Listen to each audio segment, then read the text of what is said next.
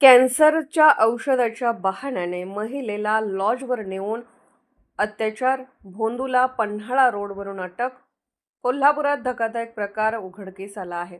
कॅन्सरवरील औषध देण्याच्या बहाण्याने एका महिलेला कळंबा येथील लॉजवर नेऊन तिच्यावर अत्याचार केल्याप्रकरणी संशयित भोंदूला अटक करण्यात आली आहे. या प्रकरणातील संशयिताचे नाव प्रतीक चंद्रकांत मुळे, वय 38, राहणार लुगडी ओळ, लक्ष्मीपुरी असे आहे. स्थानिक गुन्हे अन्वेषण पथकाने शनिवारी सायंकाळी पन्हाळा बोरपाडले रोडवर सापळा रचून त्याला बेड्या ठोकल्या. पीडित महिलेने जुना राजवाडा पोलीस स्टेशन येथे अत्याचाराचा गुन्हा दाखल केला होता. मात्र गुन्हा नोंदवण्यापूर्वीच संशयित फरार झाला होता.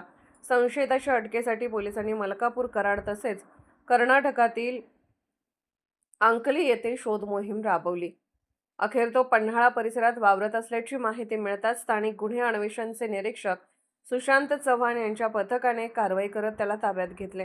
प्राथमिक चौकशीत संशयिताने गुन्ह्याची कबुली दिल्याची माहिती पोलिसांनी दिली आहे. गुन्ह्यात वापरलेल्या मोटारीचा शोध सध्या सुरू आहे.